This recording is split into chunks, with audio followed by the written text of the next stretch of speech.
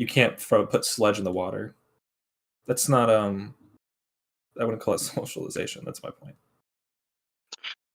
Well, it's not that the restriction itself is socialization. It's that the apparatus that they're doing it through is necessarily a socialized industry. It's that they're socializing the industry of judicial adjudication in law, for instance. Obviously, I wouldn't have a problem with that. I don't think there's a problem with that intrinsically. I see several problems. You don't seem like a moralist, so I'll skip aside any of the moral ones. But you got that right. Why did you say that? What? That's correct. How did you know that? Just vibe? just a hunch. Just from your rhetoric. I just had a hunch. You said you're a market efficiency Chad and so on. So, you seem like a pragmatist and kind of a consequentialist. So, just made a series of inferences. But anyway, go ahead. Okay, fair enough. On a free market, courts are driven toward economically efficient judicial policies. That is, the law itself is propelled toward efficiency, and any court falling off from that standard is penalized with less profits. But on the governmental system, there is no such market pressure. On the governmental system, rather, you simply have a monopoly imposed onto everybody. In all likelihood, at least as usual, that monopoly tends to answer to the highest bidder. So it's not a free market of free competition. Rather, it is a monopolistic hegemony. And the judicial outcomes the judicial policies are in no way driven toward efficiency in the perspective of the disputant parties, because they don't have to agree voluntarily to use that court. They have to use that court. For instance, if you're being prosecuted for, a crime, you don't have any choice in what court you utilize. You could say with private arbitration you do. But with the government courts... Yeah, it's good. Well, the fact that you don't... Our judicial system is going to be infinitely preferable, too. You said the judicial system is likely to be infinitely profitable? No, preferable. To what? I mean, to the world being nuked or something. To any private alternative. By what metric? Certainly not. How beautifully founded our country was. But I would disagree with that. I'm not quite sure what that argument is. Okay, how preferable is vague. I kind of just made the case it's not more driven toward economic efficiency. Not everything's about economic efficiency. I want to maximize that in the areas where it's important, but there's certain areas where it's not about efficiency. KingSithis, would you like many viewers? Is not the most important variable. Okay, what's another variable then? I don't know any metric by which government courts are better. Culture. That's kind of vague. People. A nation. Can we make it something that isn't totally subjective and based on the arbitrary personal value judgment? Sup.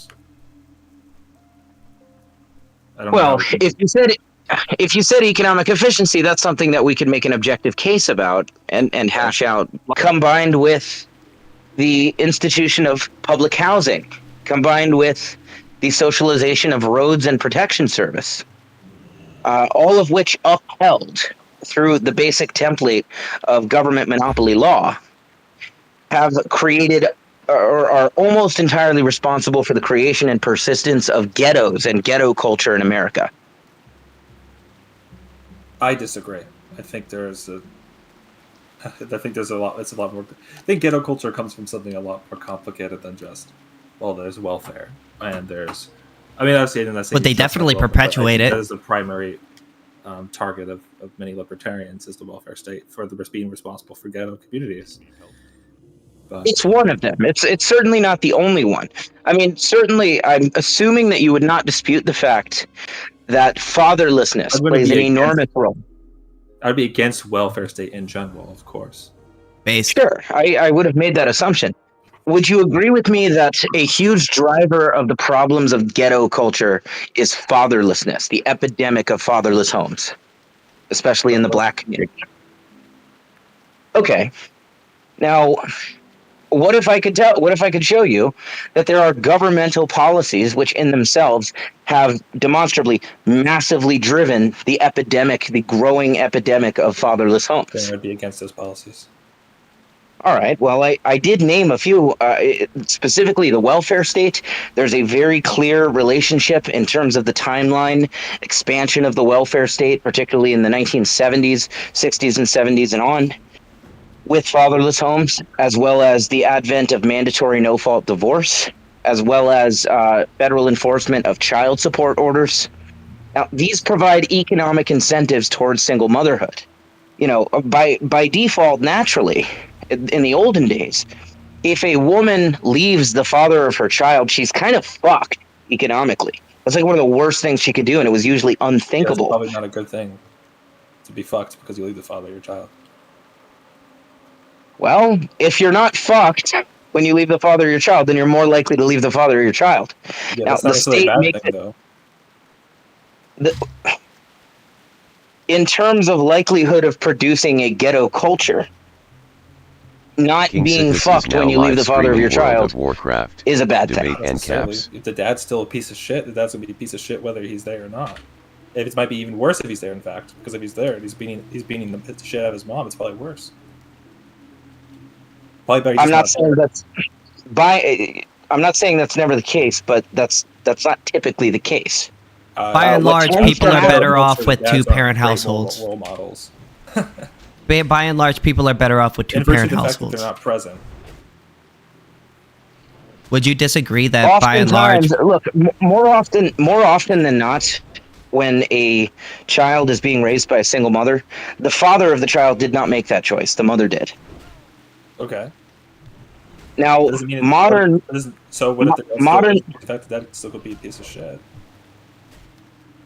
Especially Sure, in ghetto communities. Have you ever been to the ghetto? yeah, I lived there. People in the ghetto? I lived there for They're years. they're not virtuous people by any means. That's kind of a generalization, but I'm certainly not saying they tend to be. Of course, that would be crazy.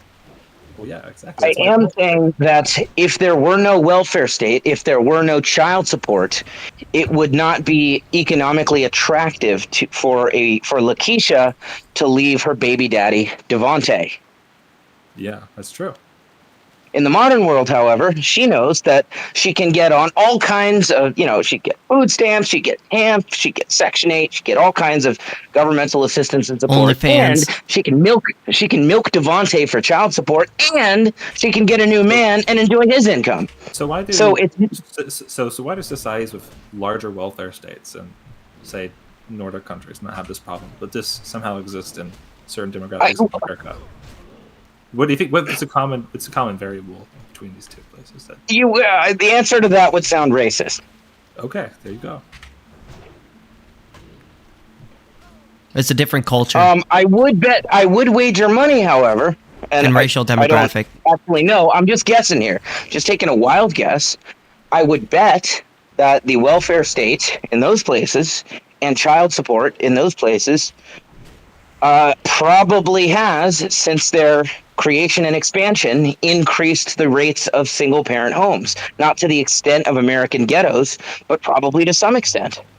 Yeah, but it's not really an epidemic. It's not really a problem in those places. I mean, I don't think single parent homes, especially if there's sometimes good reason to be a single parent household. Obviously, it's not preferable. Not usually. Those are statistical anomalies, but sure. How do you Yeah, know? every now and then. What? What do you say statistical anomalies? Depends on the society. Of course, I would say, for instance, maybe in ghetto communities it's a lot different, but I'm not sure. Being a single mother is very bad for your child. It increases the likelihood that they'll go to prison and increases the Being likelihood a single they'll. mother can be. I never said it was good for the child, but that doesn't mean it's always worse option. You understand? It's more often Sure, worse. Not always, of course. We're talking in tendencies and generalizations, I not. know, I'm not. That's my point. I would say it's more often worse to have a single parent than it is better. Yes, my point is though. There's a certain. Okay, my point is there's a certain selection bias though, of the people who are going to be single parents. They're probably not the best at picking the daddy, right? Okay, so sometimes it's not good to have daddy around. and there might be a certain selection bias of the people who are bad at picking. Again, that we're not saying all is all. Like he said, I didn't say all. I'm talking about. I know, but we're not saying all neither. All we're saying is that more often than not, Wait a minute. All being equal, yeah. if you have little Devontae who's got no dad, and you've got little Tyrell in the same hood who has a dad, Devontae is far more likely to join a gang. Devontae is far more likely to end up in prison, to end up shot. Oh, for real, straight up. Having a fatherless households more often than not are much more damaging to the children than having a two-parent to be house. clear, I don't think 100% agree. is an epidemic in any of those Nordic countries.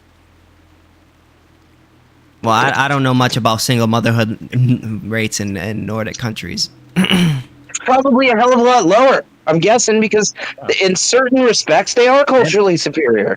And I'm not going to make the whole racial point, but I can kind of take some guesses. It's different. It's different culture. Different cultural outlook. So how would you?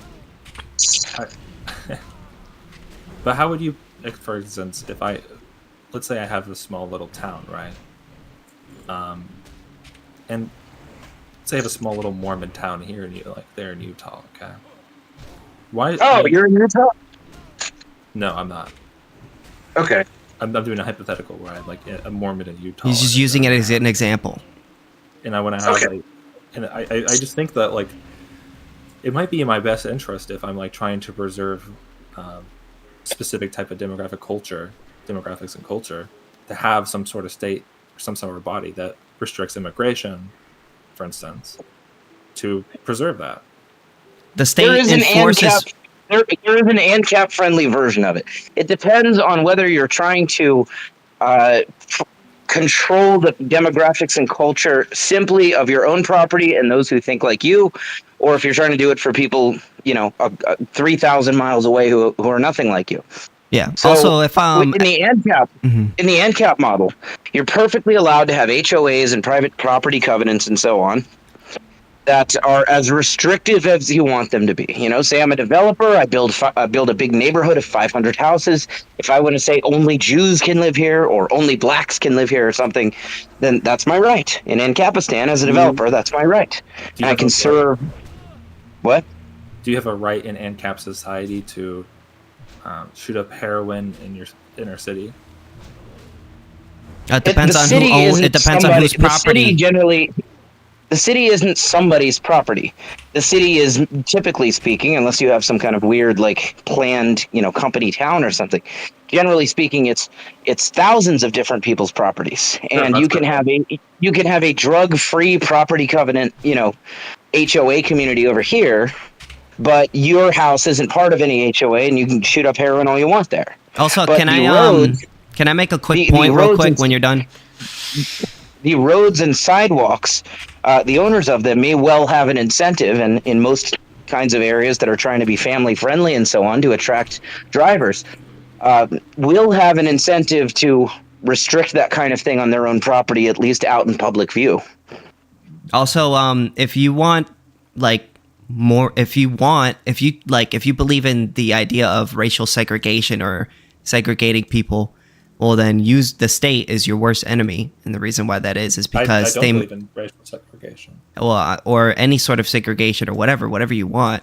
That your state is your worst enemy because they quite literally make it illegal for you to discriminate against other people. You just made the argument that, I guess if you would fight the bullet, never mind. That's not a meaningful thing to say to you.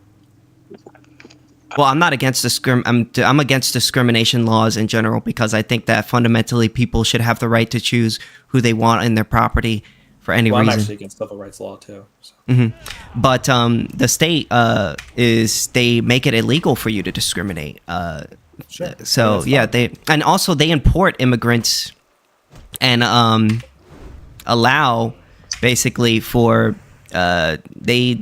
what you call it. So for instance, if you own to be a cartel under boss. ANCAP, if you owned a certain amount of like a covenant community or something like that, no higher authority would have any right to import any illegal immigrant within that town or any demographic outside of whom we want. Stopping them from going there.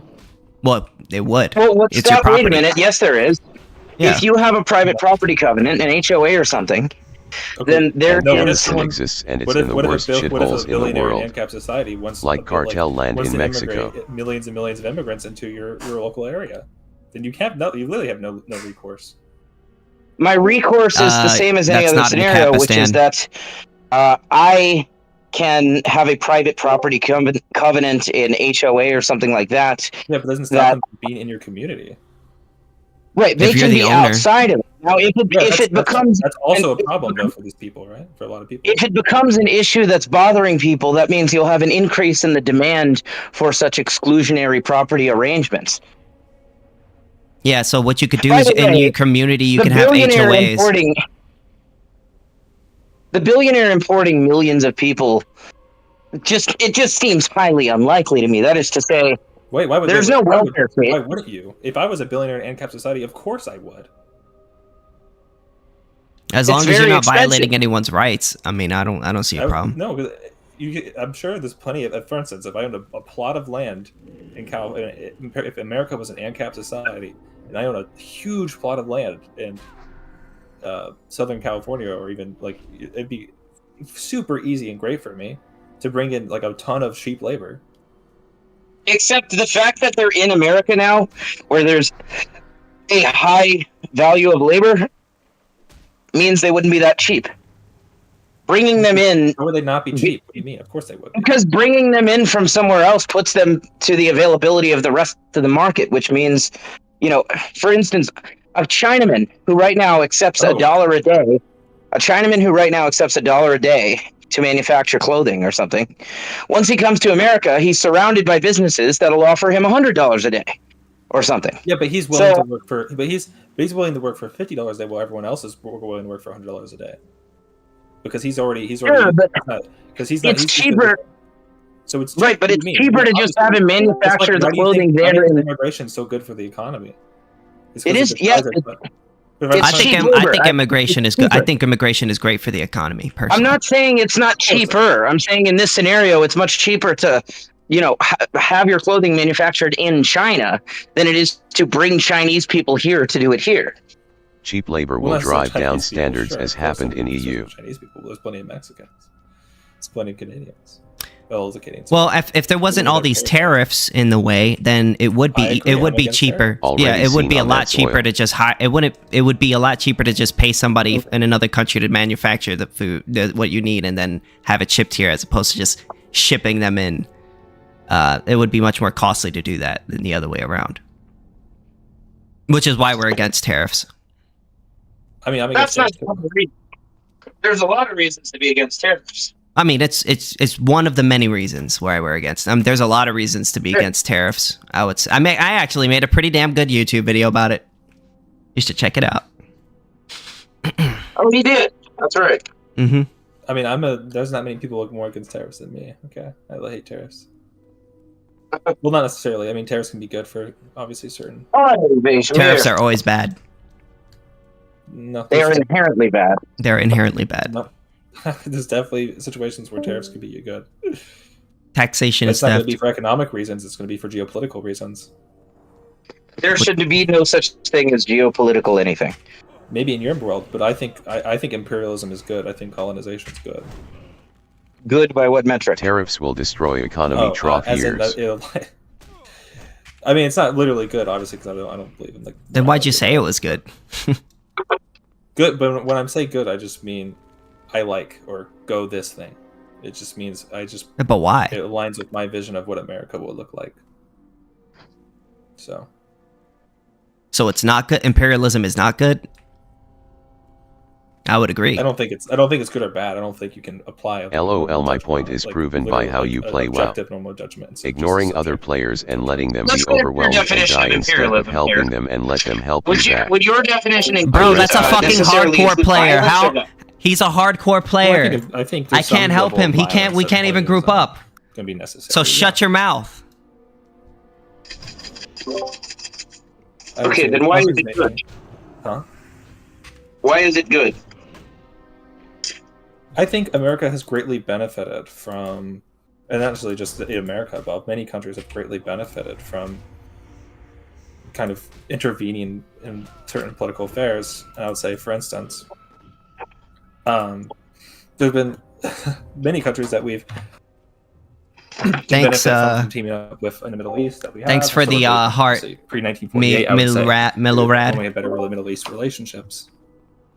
But by sending in like troops and helping them like overthrow like dictatorship governments, See that HC? we can establish better trade relationships with those people, and they can provide economic benefit. What about the cost? How do you know the benefit is greater than the cost? I mean, generally speaking, you have a handful of beneficiary parties. In the cases of these imperialist adventures overseas, you have a handful of beneficiary parties, your Halliburtons and Lockheeds and so on. And then you have a highly dispersed cost-bearing party in the form of the American people collectively, among others, in the form of inflation and, taxation and so on. Sure. So this, to me, it represents a giant redistribution of wealth from the many to the few. Based. No, I'm just kidding. No. But you don't. Huh? Sorry. Got. I was joking. I was just joking. Okay. But I besides even just economic benefits, like access to like different, like obviously we're gonna have greater access to resources, and even besides that, I do think there is going to be a world police officer. It's just inevitable, and I want Western liberal values to be the ones who do the policing, and not some other country like, say, China. I'm not convinced it's inevitable to have a world police officer. That is to say, so for almost all of human history, there hasn't been one. There has been at any given time, there has been, to be sure, a largest power. But the largest powers in history does not usually police the world. It places the land. It's obviously because we have access. I mean, because the technological advances have allowed countries to advance to new areas which they didn't have access to before. But for instance, like the Roman Empire was not just letting people just chill. Okay, they weren't just like, oh, you live and let live. We're just going to try to expand for economic reasons. They weren't libertarians. I realize that. No, it's not that they weren't. It's that there's the largest civilization in any area has obviously tried to do colonization. It obviously does imperialism, and you have to understand that's just a political reality. No, wait a minute. I think of imperialism and world policing as different things. Okay, I'll restate what I'll correct what I said. I more so mean there is going to be someone who is going to be the dominant political and cultural force in the world, and I think it's best that America remains that. It's in my interest, and it's in the country's interest that it remains that force, because it's someone other. If it is a different force, such as China, that'd be worse. China. All right, I'm curious. Suspend disbelief for a moment. If we established as an axiom that it were in fact possible to not have any such dominant force, that is to say, that there is no country or empire or state, whatever, that there is no power in the world that has the ability to go impose its will on the rest of the world. Okay. Would you consider that preferable? Assuming it's possible. Remain out of geopolitical conflicts if there is no, if there's not going to be the consequence of someone dominating you, basically. Say it again. I didn't hear the beginning. Like if there's no threat to us being dominated and Western culture being dominated by, say, China or whatever other political force that may exist, you're asking me if I would be still for imperialism. Imperialism or world policing? Sure. Definitely not world policing, because the whole reason for world policing is predicated on that fact. So definitely not world policing. There's probably on a case-by-case basis on where intervention should and shouldn't exist. I mean, there's definitely hypotheticals where probably, yeah, of course. Some hypotheticals were not, right? So.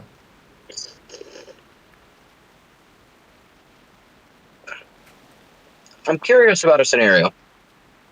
So imagine, let's suppose, and I don't think this is going to happen, but let's just say it does. Suppose hypothetically, Javier Milei decides to grow a pair, and he turns Argentina straight up ANCAP. He does a military coup or something like that. He adopts Monero as the country's currency. He makes taxes impossible to collect in Argentina, right? And then they go full blown ANCAP. Okay. And then let's say other societies in South America, even maybe Venezuela to start, right? Because, they've been especially fucked over by the Marxists.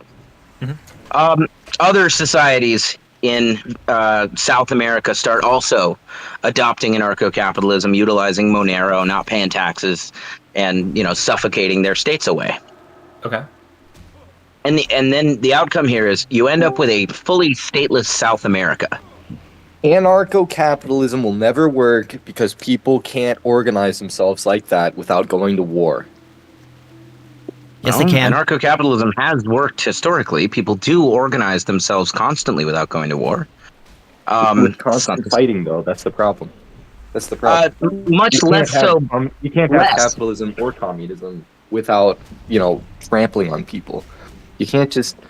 when you can't have capitalism without... give them time, they always go to war with each other. They always end up fighting. It's always that's just how it turns out. Generally speaking, it'd be slave shit. Generally speaking, stateless societies have been much less warlike than governed societies. They have sometimes had, brawls between clans and cattle raids, but nowhere near the level of bloodshed that you see in interstate warfare. The only reason there's that much the only reason there's that much bloodshed in the first place is because states are better at protecting their citizens so much that the population can grow until there's that much bloodshed and violence. Look, anarcho societies. If they were better at protecting their citizens, they simply. If states were better. No, anarcho societies simply don't have the force of law that keeps people in place. Yes, they do. They don't have laws if it's anarchic. Yes, they do. No. Okay, well then the only reason we have more bloodshed is because we have better weapons. Nothing else. Insurance companies, they are being paid to, just not by socialism. It's being done by capitalism. It depends what system we're talking about. Deal with the fucking insurance company for 5 minutes. You'll see that's just a great idea. I worked in the insurance industry for years. Bye. Okay. Interesting. Another guy that wants to come in here and scream their opinions at us and then run away when we have a rebuttal. That was like the second guy tonight who's done that. The other guy comes in and he remember, Mr. Who would you vote for? You're just an idiot. You voted libertarian. You're an idiot.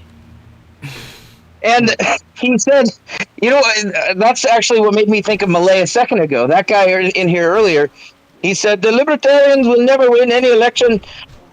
And if you vote for not Republican or Democrat, then you are stupid and you are not smart. And why are you making him Indian? I mean, that's kind of how he sounded. Was he? I didn't hear that. I mean, I don't know if he was Indian, but he had an accent. I would have said Pakistani. I don't really have an ear for South Asia and the Western Middle East, but I would have said Pakistani, maybe. Sure, I meant Eastern Middle East. He sounded foreign. Eastern Middle East. Well, did you put that? Wait, you yeah, you did. Okay. I'm stupid. I'm letting me Discord. My bad. Pronouns are Jewish. What? Said your pronouns are you're Jewish. On my profile? Yeah. User has been flagged as Jewish. Yeah. Doesn't make a comment on that. Yeah, I got flagged as Jewish. Wait, I thought you added that yourself. No. You're a J. No, I added it myself. Okay, sorry. I'm like I'm literally autistic. Like I'm not like. I am also autistic, and I'm also Jewish, and I thought it was funny. Yeah, I'm sorry, dude. There's a lot of anti-Semitism going around. I'm Puerto Rican. Well, look, it just makes me hate the state of Israel. Every time I encounter anti-Semites online, it just makes me hate the state of Israel more. I love. What, the state of Israel? Yeah, no, I'm just kidding. They did nothing wrong. I have the most like middle ground position on the Israeli conflict. I believe in a no-state solution. Yeah, that's my middle ground. Yeah, with my middle ground is that the Palestinians need to like learn to be reasonable, and then so they don't get taken. So the Israelis don't take advantage of their unreasonableness and genocide. Yeah, but they're winning. So, well, the Palestinians aren't winning. I don't know. I don't know who's winning. I just said that. Israel is winning by far. It's not even close. I mean, they've just been butchering Palestinians. Yeah.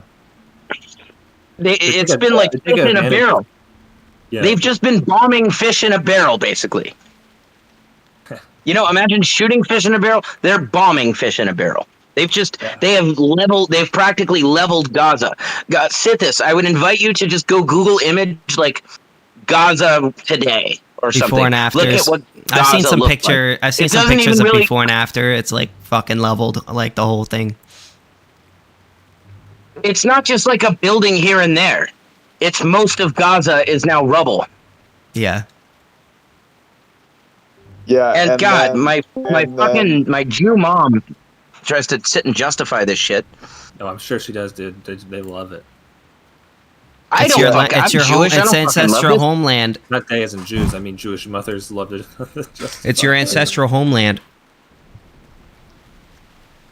Yeah, and then the IDF says, oh, well, Hamas hides behind people, so we have to bomb the schools and hospitals and shit.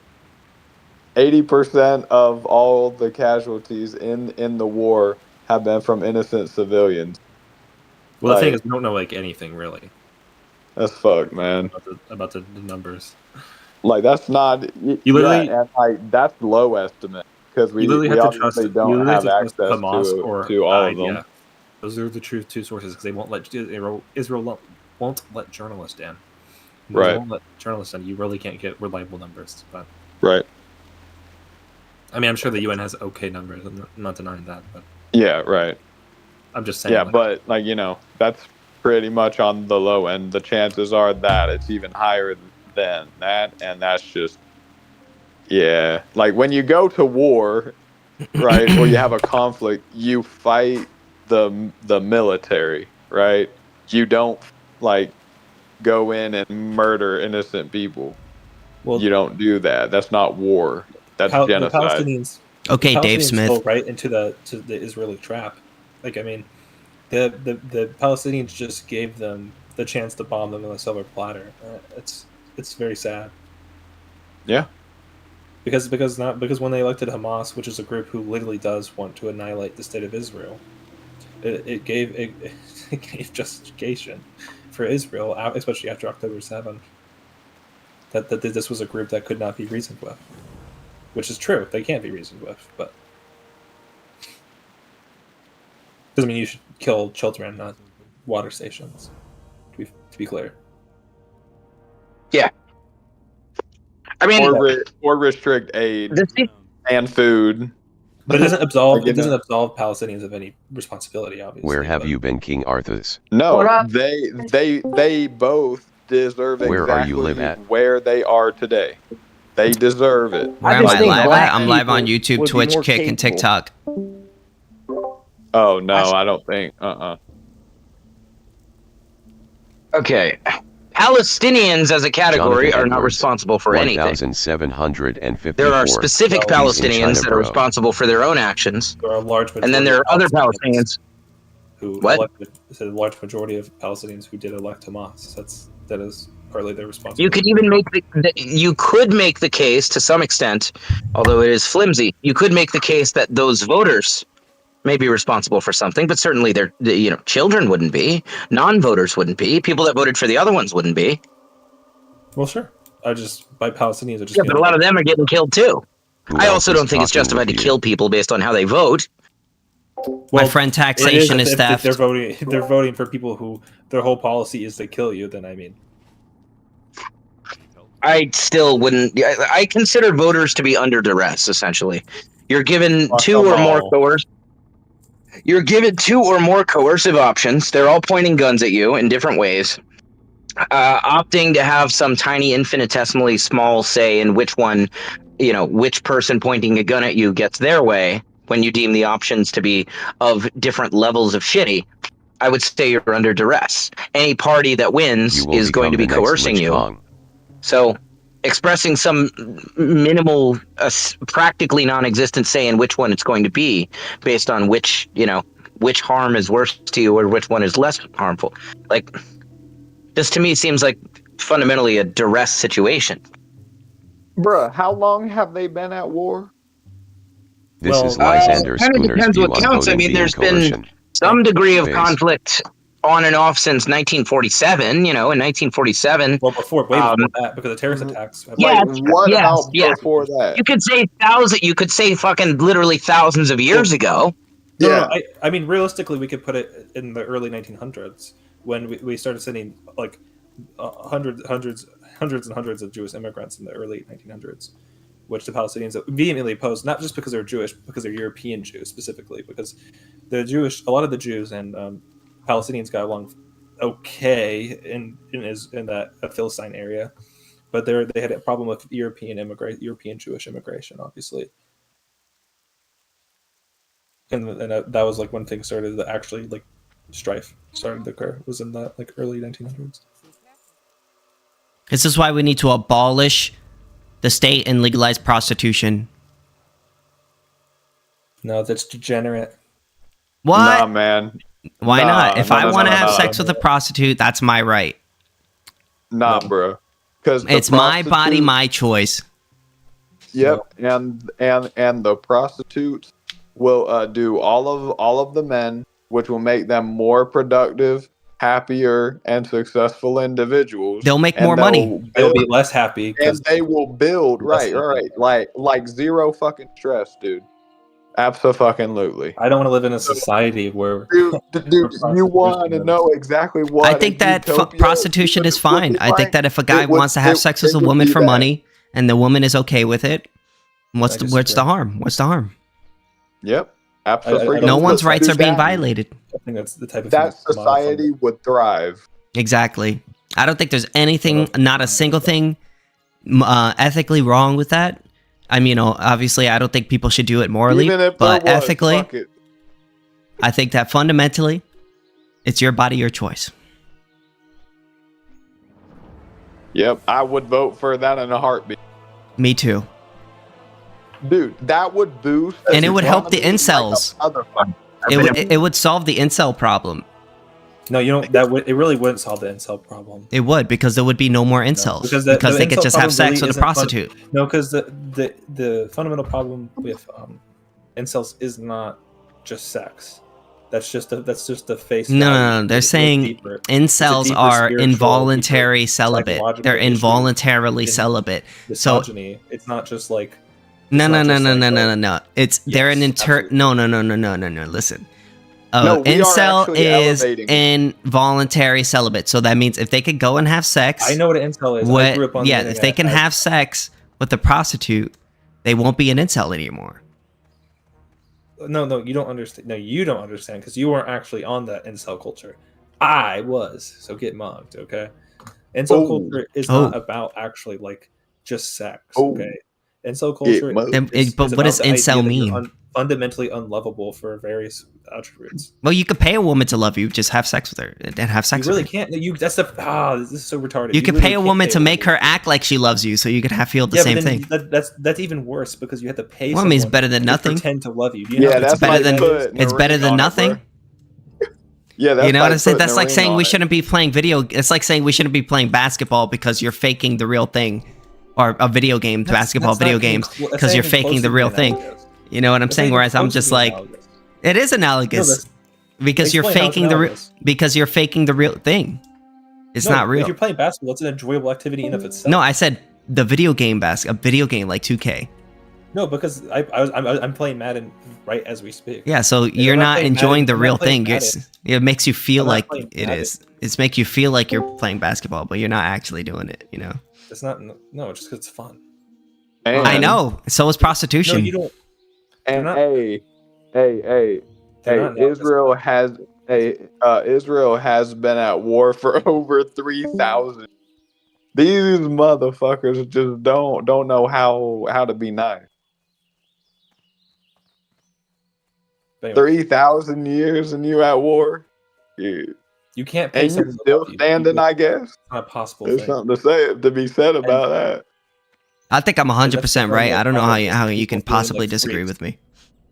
Huh? I don't know how you could possibly disagree with me on this. Because I'm like a human and I've had human experiences.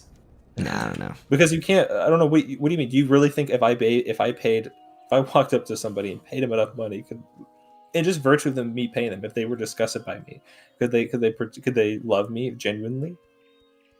I mean, maybe not me, but they'll act like it. So it feels the same. But she's just loving you for that money. Yeah, but I'm not talking about like incel isn't about love. It's about involuntary celibate. You're involuntarily celibate.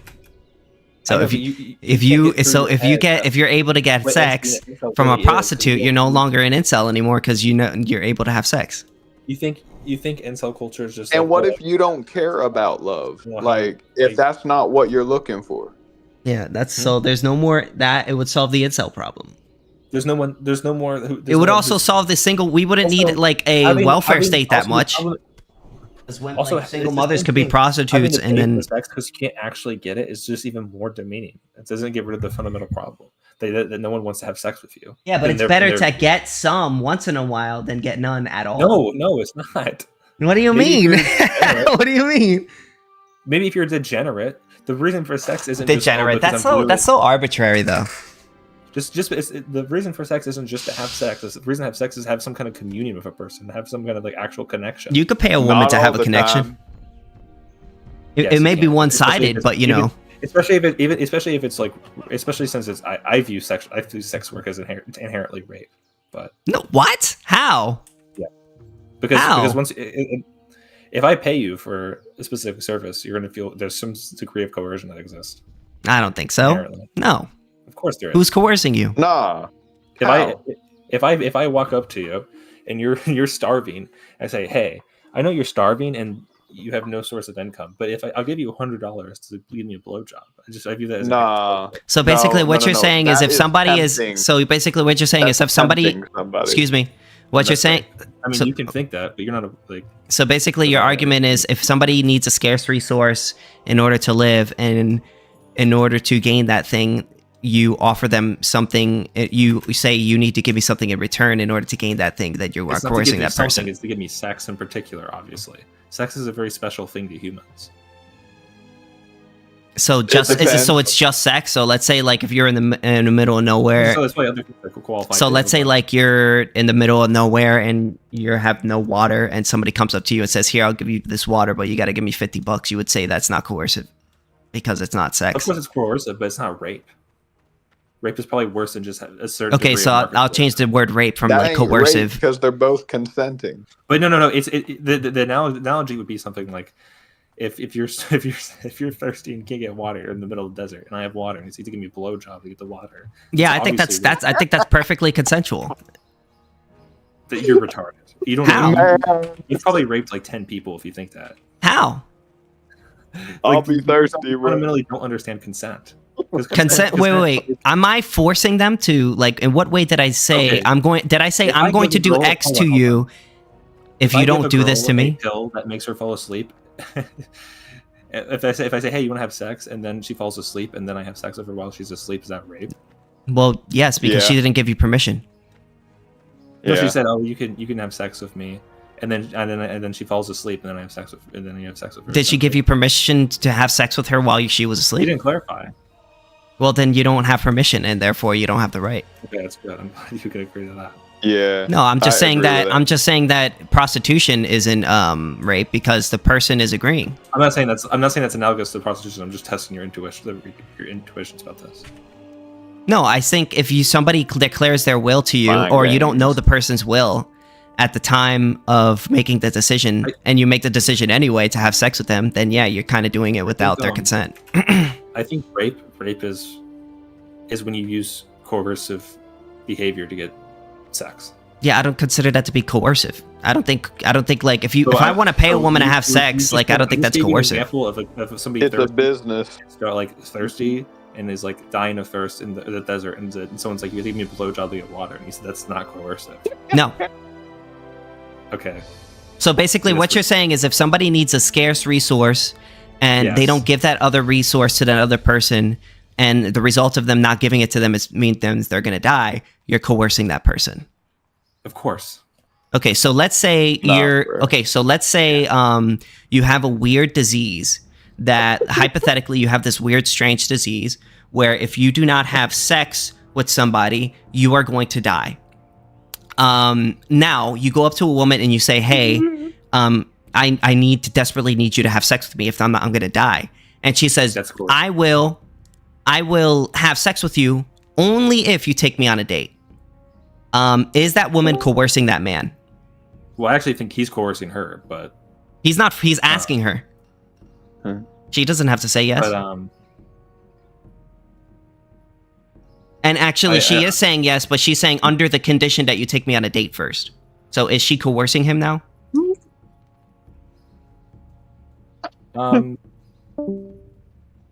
Maybe. Yeah. Okay, so then that woman should be forced to have sex with that man. No, I don't think she should have to have sex with him at all. Okay, so I don't think the person who again, I agree with you. I think if she's like, "Oh, I'll have sex with you if you have money with me." If you give me, if basically give me money, that's basically what we're saying. Then of course. Yeah, so basically what you're saying is that it's not coercion, or it is coercion, but you don't think they should be forced. It also depends on intent, right? If she's just like, "Hey, like I don't feel safe or emotionally comfortable unless we do this." No, she's saying I'm okay with it. I just need you to take me on a date first. I want you to take me on a date first. Is that woman coercing that man now? Because he's gonna die. She's gonna die. Remember, he's gonna die if he doesn't have sex with her. I mean, yeah, maybe this might be a weird hypothetical then. Yeah, sure. So she's withholding a scarce resource, her body, from this man, under the condition that he takes her on a date. Sure. So she's coercing that man. I mean, here's what I want you to do. I want you to go to start going. Wait, I want you to answer the question first, real quick, and then I already did answer it. So yes, she is coercing her. Maybe. I didn't. Sure. So then you didn't answer the question. Maybe is not an answer. I didn't. Maybe is an answer. It's me saying I don't know. I think. Well, then I don't know. It's not an answer. It's not. It's not a yes or no. Okay, so if you don't know, I mean, it's based on your principle. Basically, your principle earlier, and you agreed to it. I don't know. I'm obviously saying I don't know if my principle applied. How I might. Okay, so your principle was let's go back to your principle. If somebody has a scarce resource that could be given to another person, but they refuse to give it to them, only on the condition that they give them something in return, and that person needs that thing, and if they don't get it, they're gonna die. So if they say, "Hey, I need you to do this for me in order to get this thing," and if they don't get it, they're gonna die, then that person is coercing that other person, correct? Okay. I figured. Okay, it's probably coercion to some extent. Sure, that's fine. Okay, so then it is coercion. Yes. So sure. in that case, if it is coercion. It applies to this case because the woman is the owner of her body, which is a scarce resource. She is withholding that scarce resource from that man, and that man needs that scarce resource in order to live. She is able to give it to him, and she's willing to give it to him, but she's only willing to give it to him under the condition that he takes her on a date. 10 times. Oh my fucking God. So therefore, under your ethic, it must be that she must be forced to have sex with this man. She must be. You just said she must be coerced to have sex with this man. Yeah, because if she doesn't, then she's coercing that man. Huh? If she does not have sex with that man for free, then she is coercing him under your view. It's not that she doesn't do it for free. It's that if she threatens, she won't do it unless. To be fair, it's not just Okay, so she must do it under a specific condition. She must do it. All right, but if she doesn't, she's not obligated to have sex with him. Hang on. But she can't say. But wait, you're saying that she's saying I will do it if you take me on a date. Is that coercion? Yes, so that's coercion, right? Obviously, right? I'm saying she can say no or yes, but the moment she starts providing you did do this for me and this for me and this for me, that's when it starts becoming coercive. Yeah, of course. Okay. So, let's say you're on an island and you have the only water bottle. You have a bunch of water bottles, and you have the ability to give those water bottles to a person. But as opposed to saying you give this to me in return, you simply just say no, and the person's going to die. You would say that's not coercion. You said in opposed to say that last part again. I didn't hear the last part. So you're on an island. You have a bunch of water bottles, There's another person who has none. You've collected it and homesteaded it before the other person. And you're saying, I'm not giving it to you under any condition. Are you coercing that other person now? Well, obviously no, because you're not. That's not coercion. That's not what coercion is. Okay. So having an abundance of something. You said, "Hey, you need to suck my dick." Okay. Okay. No problem. So how do you determine when an exchange becomes coercive? Is it simply because it's sexual? Well, no. Of course, I could also be like. I mean, it also could be applied to like, you need to be my slave. That could also be. That'd probably be coercive as well. Okay, but like, what makes the sexual act coercive in itself? Like, if both parties are saying they're okay with it, I don't see the issue. Because just because both parties say okay doesn't mean that there's if a girl is like wasted and you're completely sober and you get her to say yes to have sex with you, it doesn't mean it was like completely consensual. Well, when you're talking about, okay, let's put aside alcohol, because in that situation you can make the case. Hold on, let me finish. I wasn't even done. I wasn't done. Nope. So what I was going to say is, we can obviously leave the other argument out. So I'll just mute you then. So you obviously, when you're talking about alcohol, okay, then you left. Okay. The argument that I was going to make is, when you talk about alcohol, you can actually make an argument that the person is not able to consent because they're in a, alcoholic slumber. Yeah, I mean, like, consent is about whether or not you can communicate your will or not. Like, you could argue, like, at a certain point where how drunk you are, you can't communicate your will. However, in the case of, like, a sex for rent or something along that range, which I'm probably guessing you guys were debating, we're talking about prostitution in general, but yeah. Yeah, basically the same thing. It would be like they're still able to communicate their will. There's nothing that is like, there's no external factor here that is like impacting that. Like, sure, they might be influenced by this other person or these external factors, but their will specifically is exactly the same. They can still communicate it just as well.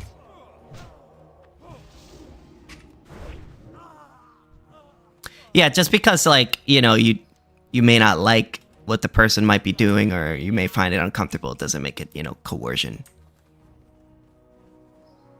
Yeah, exactly. Yeah. Yeah, and if somebody's in a drunken stupor, you can actually make an argument that the person isn't really making their own choices at that time, so they're not really capable of letting their will be known.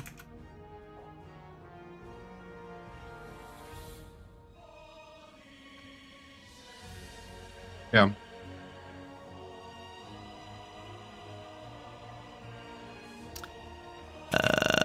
All right, so we gotta go to.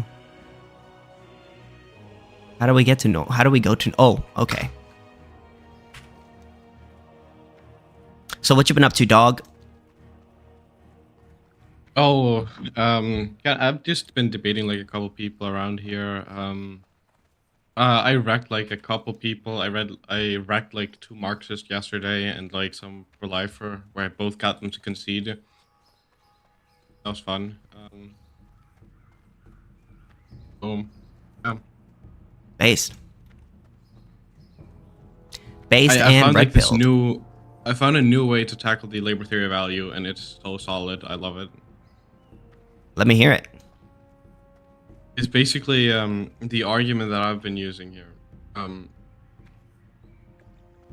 Is that I instead of attacking this from like a time preference thing, or even like the idea of socially necessary labor time being subjective, therefore the core being subjective, therefore it can't be an objective value theory, but rather if I just debunk like the labor theory of property, right?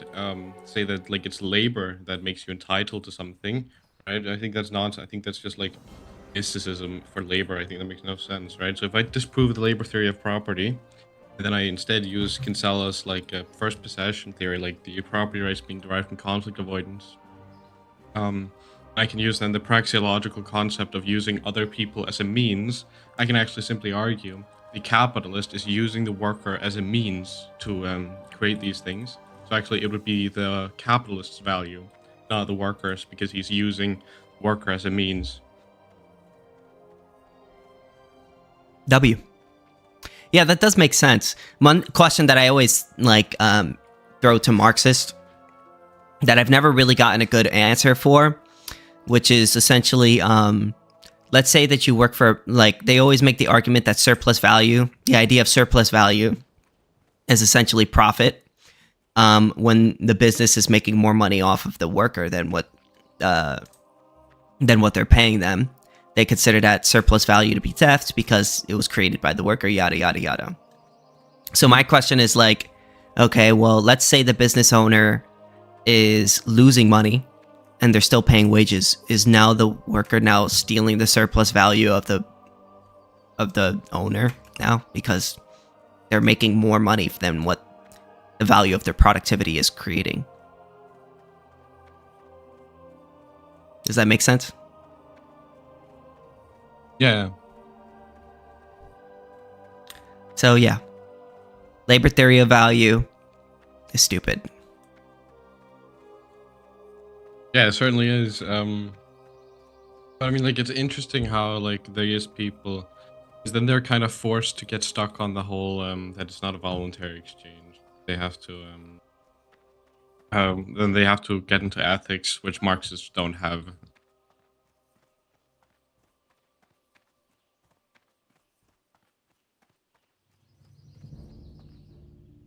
Yep.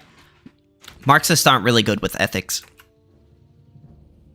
Yeah, because they literally deny ethics. It's like, I'm making a video about landlords. I can't wait. Nice. I've already spent like pretty much the whole day working on it, and yeah, it's called The Truth About Landlords, to sort of reel people in, but really it's gonna be about like why landlords are good. And why it's going to be debunking all of the anti-landlord arguments that I hear from a lot of people, as well as Marxists and progressives and Georgists. Yeah, for sure. Oh, the Georgists are retarded. Oh my god. Yeah.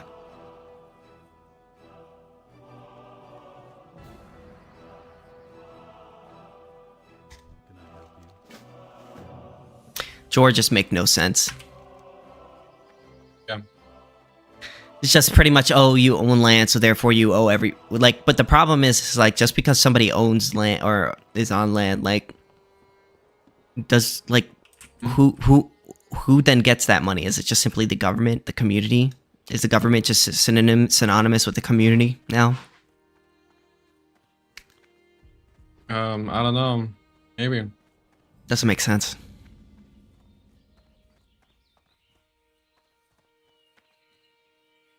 Yeah. Dude, I went this paper is pretty long. It's actually longer than my legalize all drugs paper.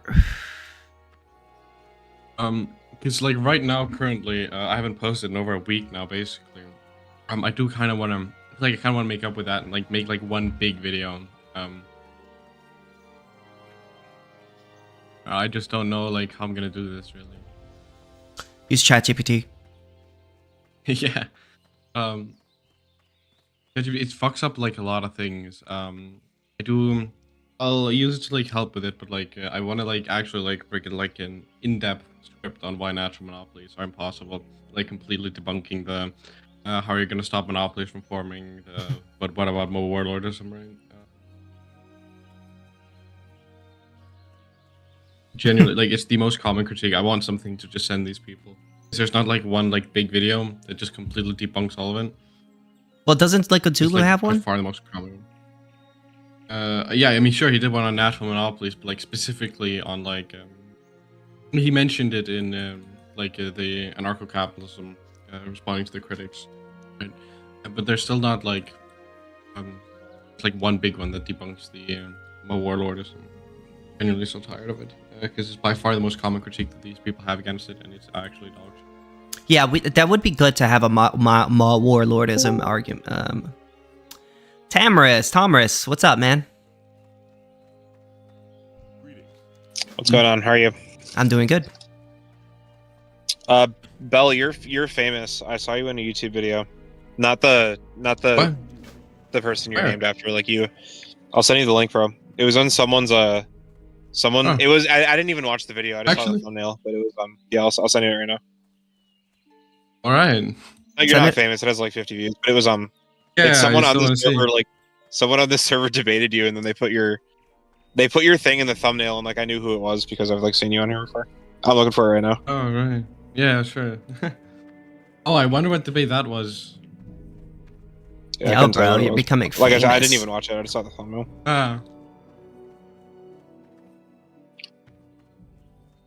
So now you for legalizing prostitution? Yeah. Or...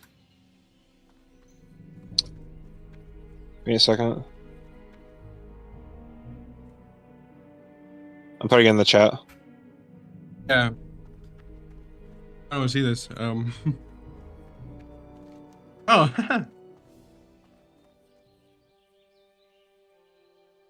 I don't remember this. I wonder if we will ever get this type of building as a skin for player housing. Oh no, was this the guy asking me to justify? This is a new area in Turtle WoW.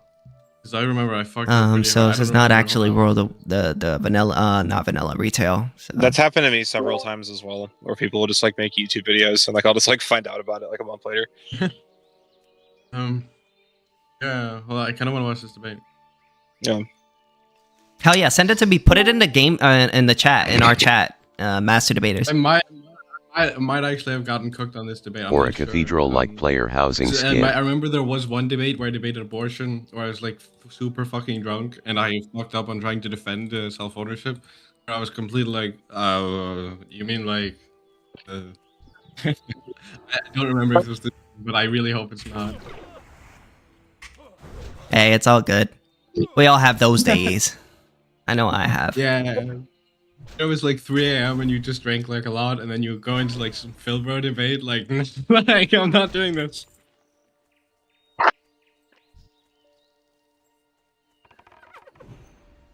Ugh.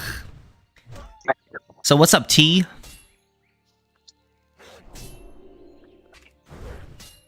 Okay.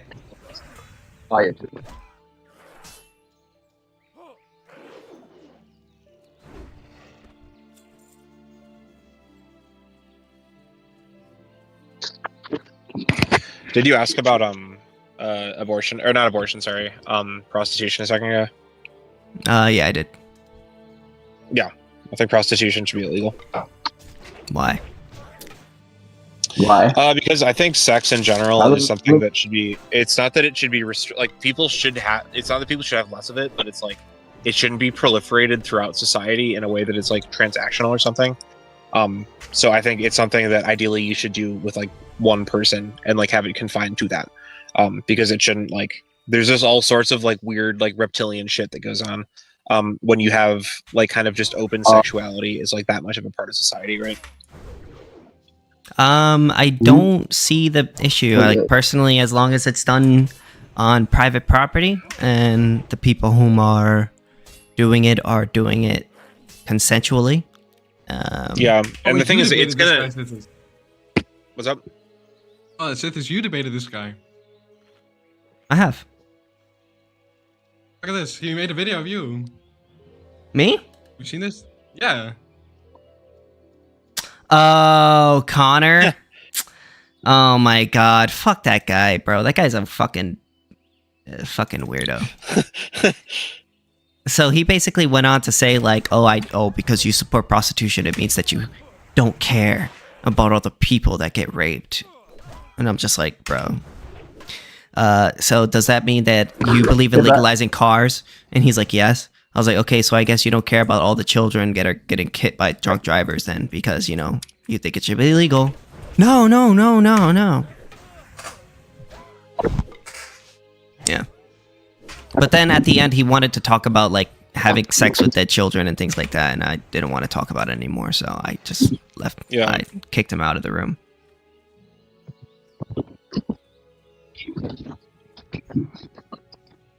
But, okay.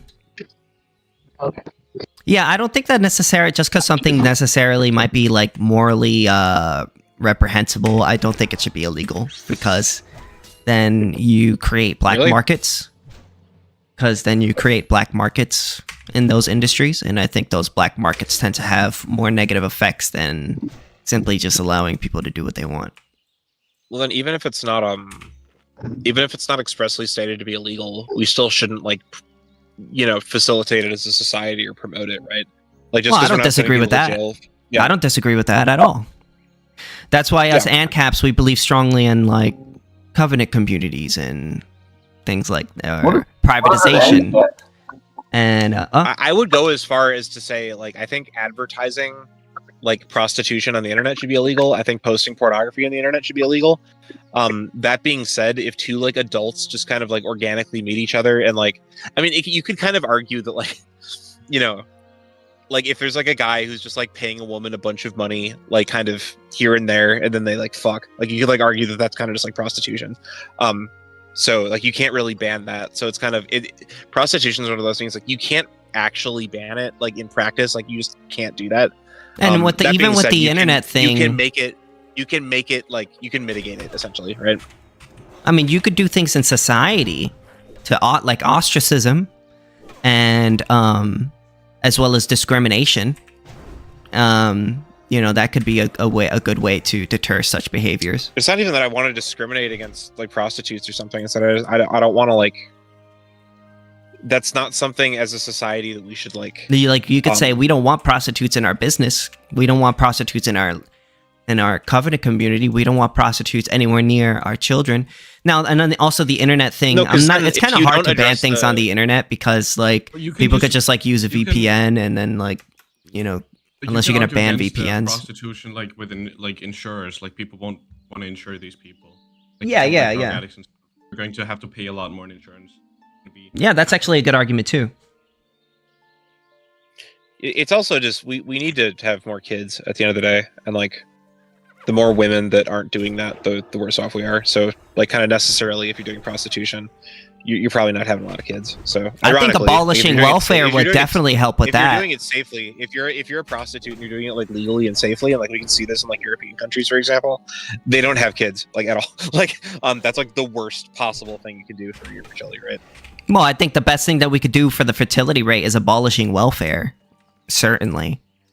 I don't necessarily even disagree with that. Because I think that fundamentally... It has nothing to do with prostitution, yeah.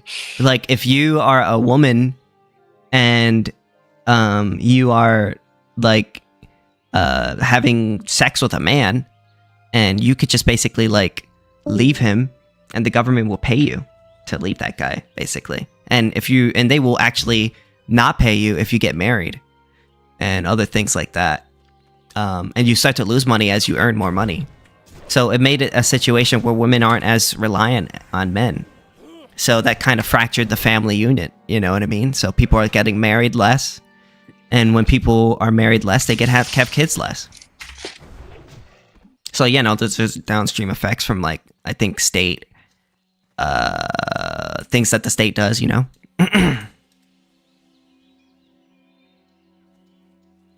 But I don't disagree with you. The ostracism thing, we're just we're against the legal thing, like making it illegal outright. It's kind of the same thing with drugs, right? Like we kind of don't really, at least as far as I'm aware, like doing fentanyl, like that's not something that's even like remotely, like you're essentially ostracized from society for doing fentanyl, right? Yeah, your average person isn't going around saying, "Hey, I just did fentanyl yesterday." Hey. Well, it's not even that. It's that if you do it, like a job can fire you for being on fentanyl, right? Like, there's nothing in polite society you can do that has anything to do. Yeah, right. The thing is that like that's essentially just the most extreme form of ostracization, but that doesn't work against stopping people from doing fentanyl because there's enough people doing fentanyl that they like will essentially make like kind of little like parallel sort of things, so they just like hang out with each other and they don't like kind of like interact with society, right? They do this currently, and that's like the worst. They're not going to have anything. They're not going to have an impact on civilization if they're just going to be in their own little thing. We currently have this as well. I don't think the state's going to be worth doing this. No, because every city, like the last city I lived in is like a prime example of this. Like it had a massive homeless population. The problem and like that's not good for the people who aren't homeless, right? The problem with these cities is that it's state property. If these cities were privately owned, they could just say, "Get the fuck off my property." You can't, like in the city, you could literally just say, "You can't do drugs here." Yeah, so like the problem with public property is they make laws when you have for public property and the state runs it, they can make laws that allow people to do anything on these public property, even if it negatively affects private property owners. So for instance, they could say like, oh, you're allowed to camp out in front of other people's houses, even though it like, you know, even though there's homeless people like shooting up and doing fucking shitting in their front yards and shit like that.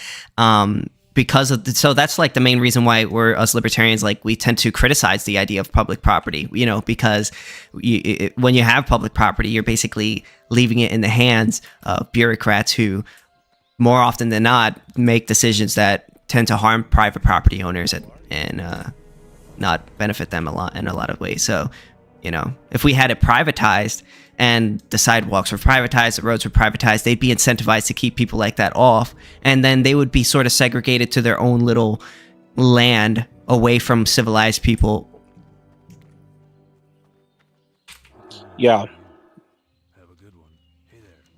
I don't even really, with the state of how, like, you know, quote unquote public like things are in the US right now, just as far as like the average person and kind of like how they are, I don't really even necessarily disagree with you. It's just like, I think the better thing to do rather than privatizing everything is to just kind of like reform society, and like reform society in ways that like there are only people who are kind of like don't need to like there's only people who you can trust in public society, you know what I mean? The issue with that is that we are, as libertarians, we take more of a realist stance that we don't think there is any person or group of people whom you could give them the keys to power and they're going to just use it in the way that you want to. You know, whenever you give power to third-party people, they're always going to use it in the way that benefits them in the best situations. Like, even people who are like, and even when you have people who are well-meaning, because of the ECP, they're always going to make decisions that are always going to be less efficient than would be otherwise in a private market. Yeah.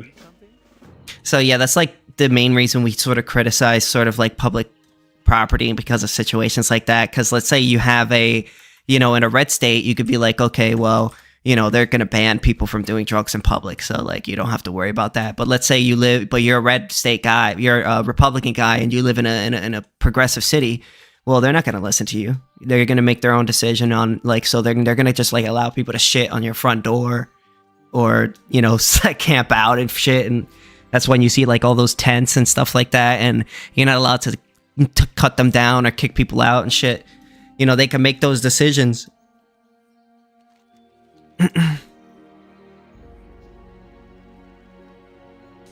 Yeah. It's good, Laper. I'm probably gonna sign off. It was good talking to you, though. Yeah, you too, man, as always.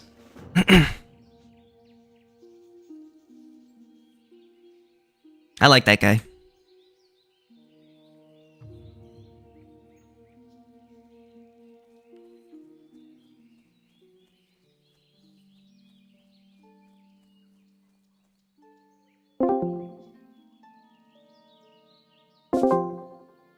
I'm creating my own room so I can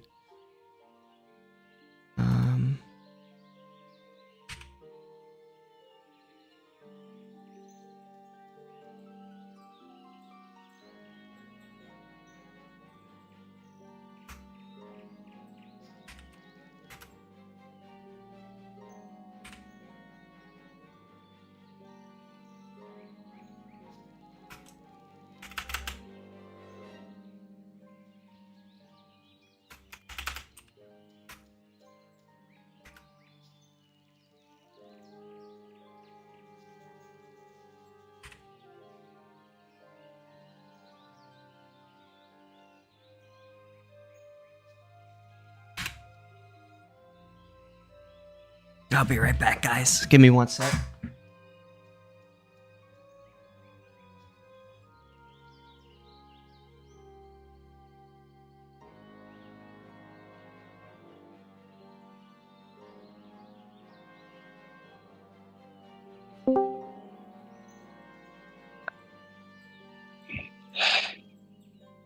Hello.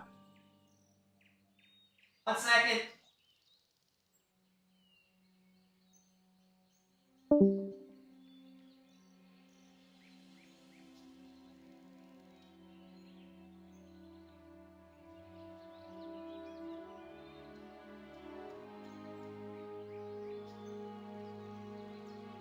Someone joined, it looked, and then they left. That's all right. That's their loss. I had to do something real quick, but now I'm back.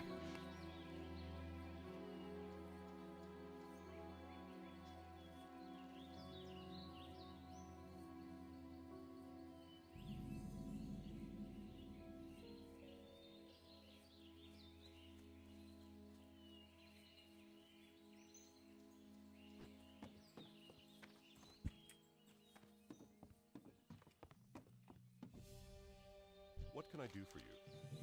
Greetings. Well met.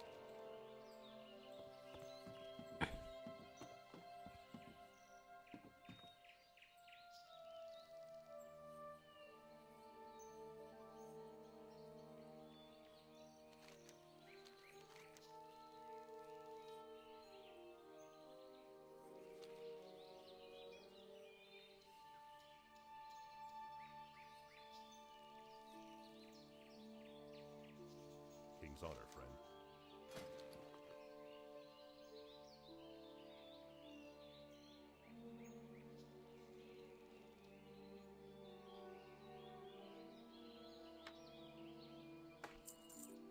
For the Alliance. Need help?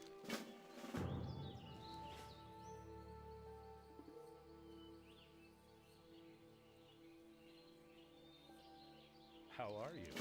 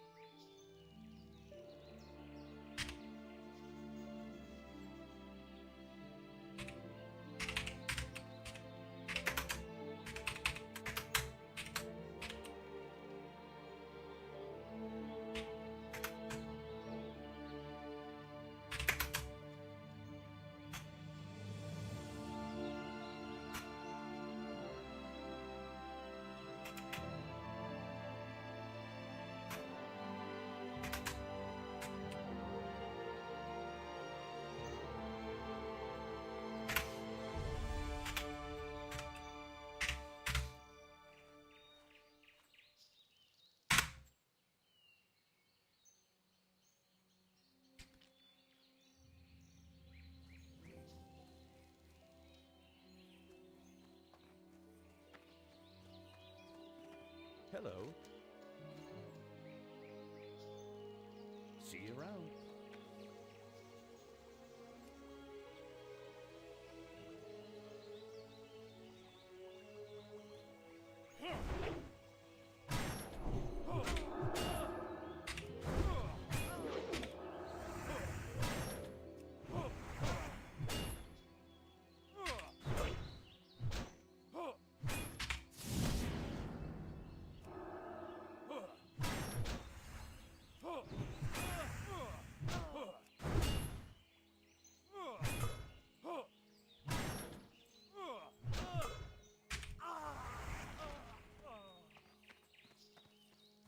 All right, that was easy.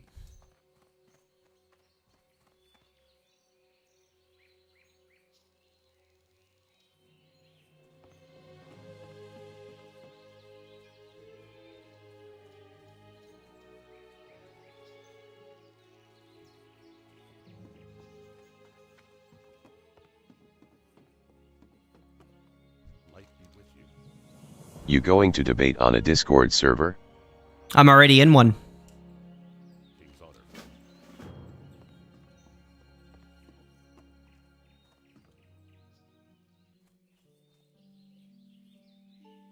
I'm just waiting for people to join.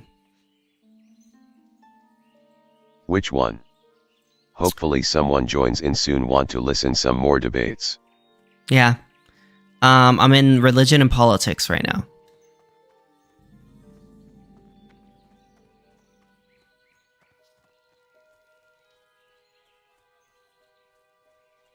Yeah, me too, bro. I hope people join. But I'm waiting for them to change. I requested a name change, so...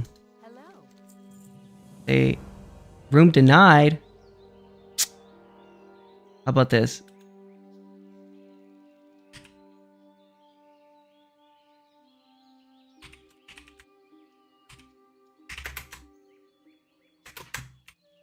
Can you send me the link on Discord so I can join?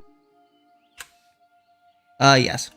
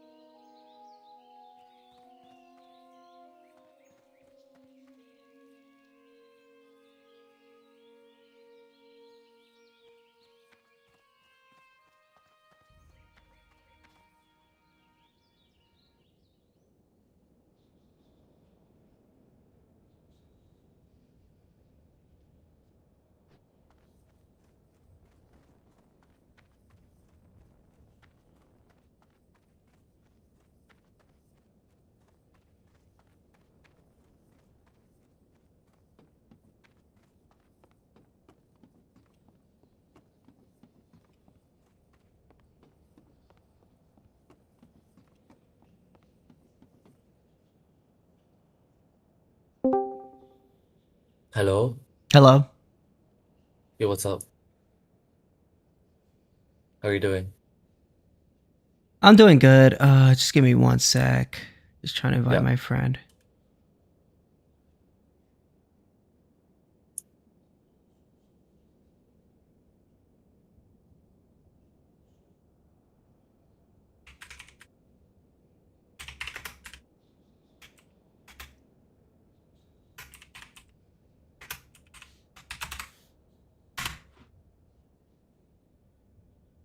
Alright, I'm sending this to my friend and invite. Where is he? Oh,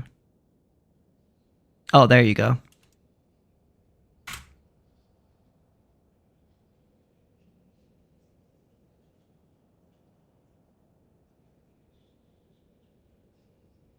Got it. Thanks.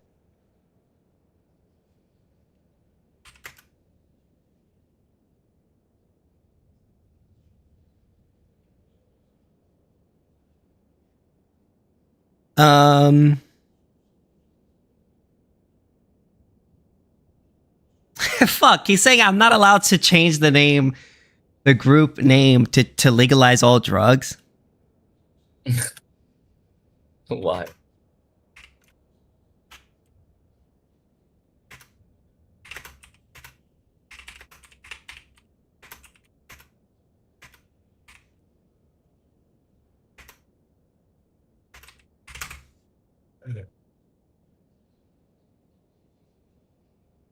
I don't know why it's not okay for me to fucking put legalize all Your drugs consent got denied? as the name. Crazy. Whatever. I guess I'll have to listen to whatever he says.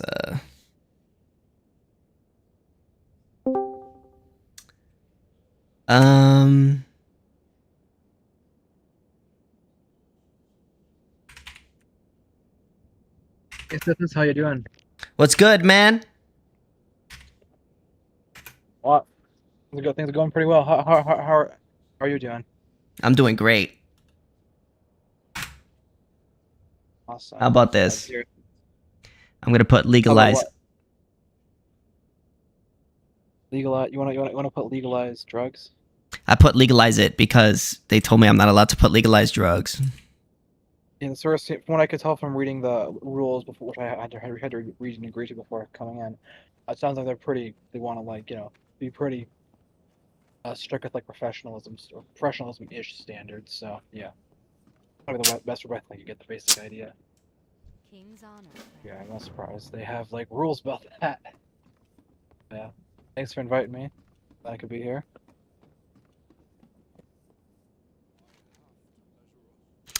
It's not fair. This is not fair. The silver is their private property, and you did agree to This is not fair. And therefore, you objecting to it being unfair is communist nonsense. And I can have my own opinion on whatever I want, alright? I know I'm trolling. I'm just joking. Right? I can have my own opinion. It doesn't make me communist. Yeah. Well, so this, if you advocate for the free market being the law, you can't criticize the decisions of any actors in the free market. Otherwise, you're being inconsistent, according to people who don't understand. Of course. Basic thinking. Of course. Yeah. They would never understand. Yeah.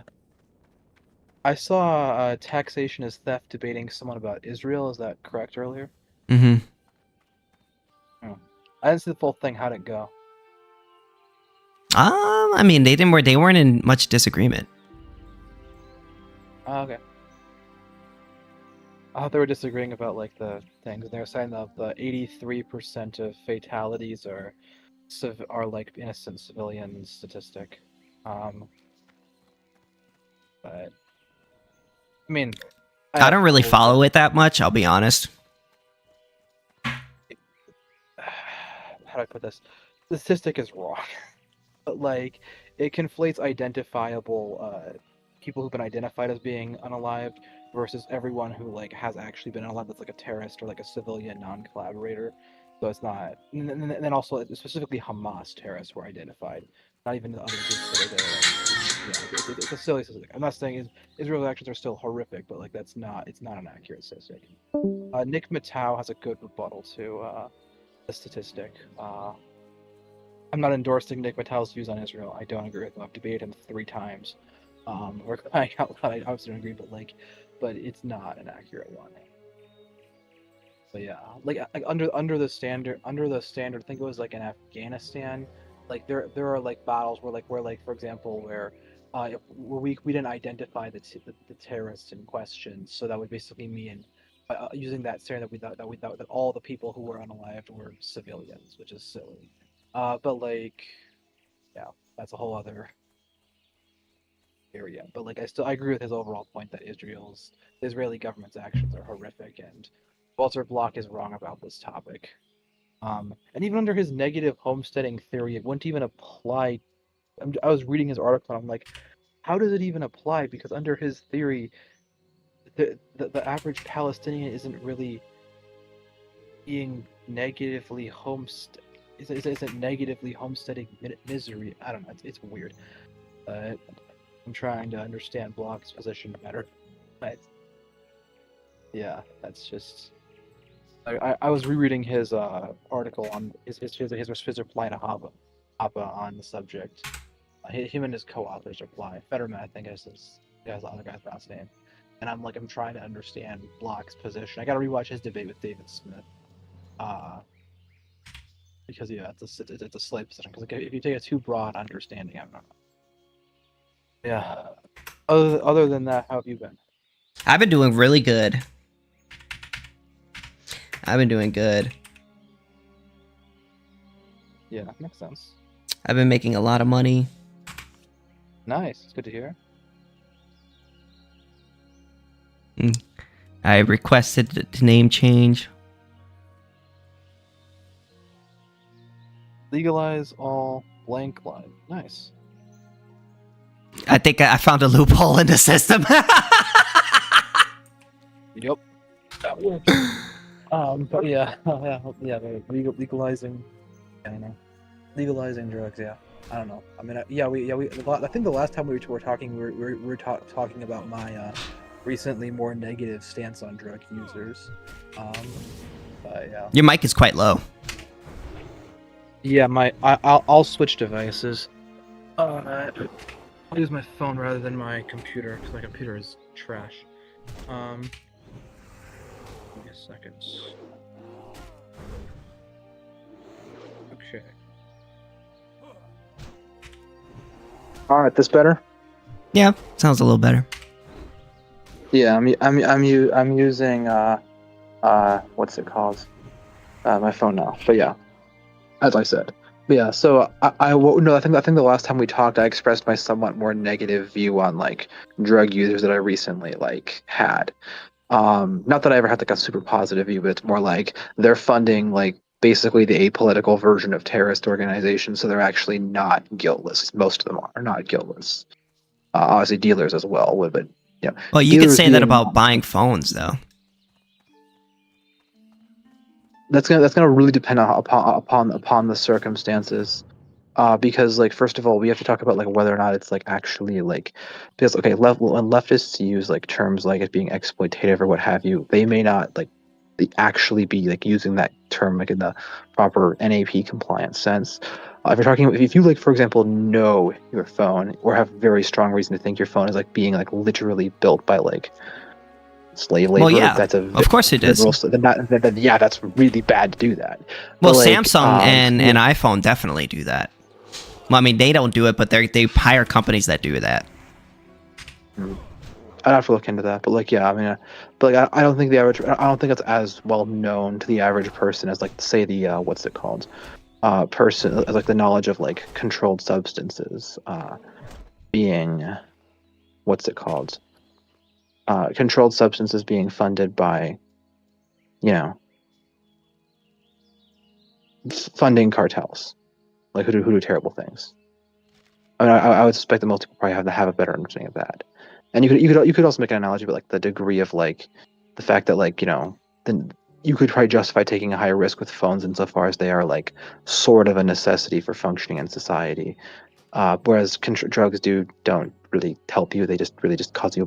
You might subjectively view it as like good for you, but like it's just basically for you get high and destroy your life and probably cause a lot of problems to people around you, and then you also drown other countries in blood, and to some extent this country in blood. So well, that's only true because it's illegal. If it was legal, it wouldn't be that. Yeah, I agree. I'm not saying it shouldn't be legalized. My position is basically it should be legalized, and you know, it pox on the people who made it a crime. But like that doesn't necessarily relieve the people who are. I spelled legalized wrong. Wow, illegal. I just realized that. What? I just realized that I spelled legalized wrong. Yeah, it's true. The A, the first A there should not have been there. It should be, yeah, you know. It's like legalize. Yeah. Like the Justice League. The thing is, good idea. No, sorry. Like, so I agree. I agree with legalization. I mean, if you could show that like, what's it called? That legalization would like that the what's it called? What's the fancy economic term for it? I don't know what it is, but basically that like that elasticity of like demand is really high. Then you could make an argument, and it would basically like the use would basically go up drastically. Also because of stigma things as well. If stigma lessening were like causes to drastically increase, and it would basically like ruin society even illegal. I think you could. I would, you know, under my more classical liberal view, I'd be like, we should probably ban it then. But like, if it just like makes things overall slightly worse, no. But that would be like kind of how I would do. But yeah, I think it's. As far as I can tell, there isn't really any proof that it is going to cause anything remotely like catastrophic effects. We don't really have good examples of it because people talk about Portugal. Portugal didn't legalize drugs. First of all, they didn't even legalize the use. You get like low-level, non-prison offenses for it, punishments for that, and selling is just as illegal as it was before. So like that's not a good example. Neither is Oregon. Oregon, from what I've read. It didn't go so well. Well, they didn't legalize drugs; they decriminalized drugs. Yeah, they just decriminalized the use, and then they let people do drugs in public property whenever they wanted, and there was like a whole. It wasn't like just one. It wasn't just simply legalizing drugs that made it bad. They didn't even legalize it. Well, they didn't legalize, decriminalize, yeah. The primary like deterrence method that criminalization is going to do is like increase the prices. One of the primary things, because the odds of getting caught as a user are just so low that it's not like okay if you over time they might be high, but like even compared to like other crimes, because like, the odds of getting caught for any crime is like other than murder is pretty low. Well, not every, but even like violent crimes other than murder is very low. But like drug use in particular is significantly lower than that, and therefore like the primary deterrence is going to be not the odds of getting not necessarily like the police that probably has some role as well, but like the price. So for example, so we wouldn't necessarily expect decriminalization to have like that much of an effect on like the usage rates, but like on the other hand, if you're talking about like legalizing the sale, that is where you might make an argument. So the thing is, you could counter with marijuana. Walter Block, I think, he sort of made a similar argument. This is like inspired by Walter Block's arguments in one of his pro-drug legalization articles. That like when it comes to like drugs like marijuana or alcohol, most people are not who use it aren't like it's not as addictive. So I don't know, what was it? It was the argument that like legal. So when you legalize those things, it's not as addictive. So it's not treated as like essentially a it's addictive. It's not treated as like essentially like from the perspective of the user as a necessity. And so you could make that argument, and therefore probably won't have that much effect. On the other hand, and then there hasn't been that much of an increase. There has been somewhat of an increase in like use of marijuana. So like maybe with heroin, like the increase, it should actually be lower because the deterrence would be expected to be less effective. On the other hand, the other point could be that even if like, because the question would be more of how many people have tried marijuana since due to it becoming legal. Because a lot of people will use it, not like, get addicted. But if the rate of, even if there are less people trying heroin and getting addicted to it, that could still, but they get addicted to it more often, that could still result in more problems related to that. So it's really hard to like know without having data in advance how much of an increase there's going to be with legalization. I highly doubt it's going to be enough to have a seriously catastrophic impact unless there's like other factors. Like if you have a crap law enforcement system like Oregon does in general, that's probably not going to go well. If you have a crap healthcare system, also probably not going to go well, but it depends. We should legalize prostitution too. I agree. Yeah. We shouldn't have legalized it in prior to the invention of like proper like ways of like preventing and treating STDs. But yeah, right now it should be legal. Yes. 100%. Yeah. But like, yeah, it's like. Well, I mean, I think it should be legal regardless of whether there is or not. But it's your body, your choice. Well, yeah, it's more of like STDs are still a problem, but like the catastrophic effect it could have. I mean, I guess I don't know. A lot of societies legalized it and they didn't collapse. So I don't know. Maybe it's not a good. You're starting to sound consequentialist. I don't think the criteria of is it going to cause society to collapse is consequential. No consequentialist would think that the only way you can like unless you had like some kind of like super like David Friedman view, like they would generally hold the position that like it's a matter of net positive, net benefit, net negative. I'm more like no, it's like the whole purpose of like. I would argue. This is going to get into argumentation. I think that's kind of complicated, but like, I would kind of revise it in a way that would basically kind of make the whole point being like enabling us to be able to like interact in like a conflict way that's like consistent with like the ability to engage in argumentation and so on and so forth. So like, therefore, like preventing state of emergency situations does actually, at least in my view, justify things that would otherwise be aggression. That's why I'm not a libertarian. And I recognize I'm not a libertarian because disgusting. Wait, so when is it okay to violate property rights? I think I gave you a detail of like aggression in general, but like if you're trying to prevent like a state of emergency like situation where like it would basically like cause society to collapse, you have to have good reason to actually think that, and like destroy the ability of humans to basically like interact like in a conflict-free way that's consistent with us being able to like develop the ability to like engage in argumentation and so on. So it'd have to be like pretty serious. It can't be like a moderate thing. Like that's why like social. So let's say like there's an alien that's gonna blow up the world, right? And he tells the sexual assault one. But what's up, Red Tornado? I'm just kidding. Yo, what's up? I think we should legalize all drugs. Let's go. What do you think? I agree 100%. Oh, okay. No. What about prostitution? Yeah, I mean, you know, adults can do whatever they want with other adults. Hell as long as yeah. they're not breaking the NAP. Hey! Oh, fuck. Red Tornado. I remember you're an ANCAP. I forgot about you. Not gonna lie. Yeah. Damn. I was hoping you would be not an ANCAP and be nasty with us. I mean, never mind. I was gonna offer to like possibly like do the whole prostitution and sexual assault argument. Like I don't actually believe that, but like I could argue that position in like a moderately like reasonable sounding way, because I understand why people hold that, even though I strongly disagree with that. It wouldn't be genuine. So what's up, Red Tornado? Yo, I got a new video coming out soon. It's gonna be on legalizing all drugs. I'm working on it. Oh, I'm excited. I'm working on it. My editor he's working on it. I finished like the voiceover. I said vocals, like it's a song. But yeah, he's just editing it. Did my feedback help? Hell yeah, it did. I just kept adding more to it, honestly, because of like all the feedback I was getting. And now it's ballooned. And I actually just started working on my next video, which is going to be on landlords. It's going to be it's called The Truth About Landlords.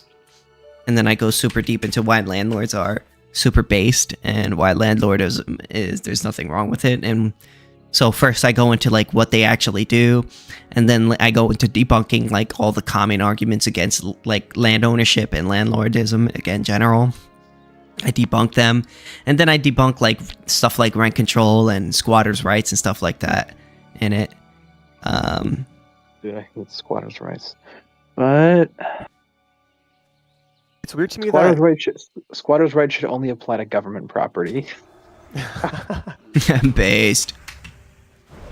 There seems like so many obvious things that we should start, you know, tackling with healthcare and rent control or whatever. Like for healthcare, you know, we just get rid of intellectual property. That would solve so much problems. We don't have to like, you know, fine all these, you know, billionaires. As well as getting rid of the one regulation that makes it illegal for you to buy insurance out of state. Yeah, exactly. Like there's so many things we could do before, you know, people start saying like, oh, billionaires are bad, you know. Well, they think that the reason why a lot of people have this assumption that the reason why things are expensive or scarce is because they're just being it's all either being withheld from them or people are just overcharging to be evil, but they don't understand that scarcity is a real thing and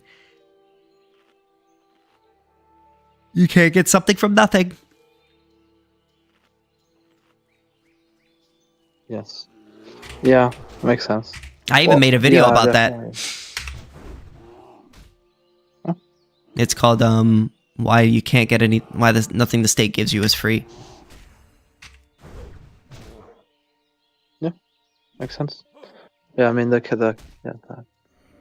mean I really hate most government. Well, probably all governments in practice. I just habitually hate governments. But like I hate the way they behave. Freaking bands of robbers and murderers for the most part. But yeah. Yeah, bro. Haven't you read Lysander Spooner? I have read Lysander Spooner. Indeed, I've cited him to you more than once. But yeah. I've read a lot of Spooner's works actually. He's great. I don't agree with him on everything, but like and I gotta freaking look into the whole thing about whether he was an ANCAP. He might not have been, but he's close enough where like it's fine for an ANCAP to cite him as like an intellectual like founder. I think his video I think his book No Treason was really good. Yeah. You don't have to be full on and like to like He doesn't have to be a full-on ANCAP to put forth arguments against the state that are really, really good. In that book, it wasn't really about economics or, you know, it's. I feel like it's when you dive into economics that sort of differentiates you from like different anarchists, right? But he didn't really dive that much into economics. He was just more like, yeah, the state is illegitimate. Here's the reason why. You know what I mean? Yeah, he had certain views about like he had an essay on like interest, and he believed, I didn't read the full thing, but he mentioned that he believed that like the solution to like workers not like owning their own like means of production was to like basically legalize debt and interest. Well, obviously he was completely wrong about that, but like he thought it would basically result in the more desirable situation of workers being able to own the means of production on their own.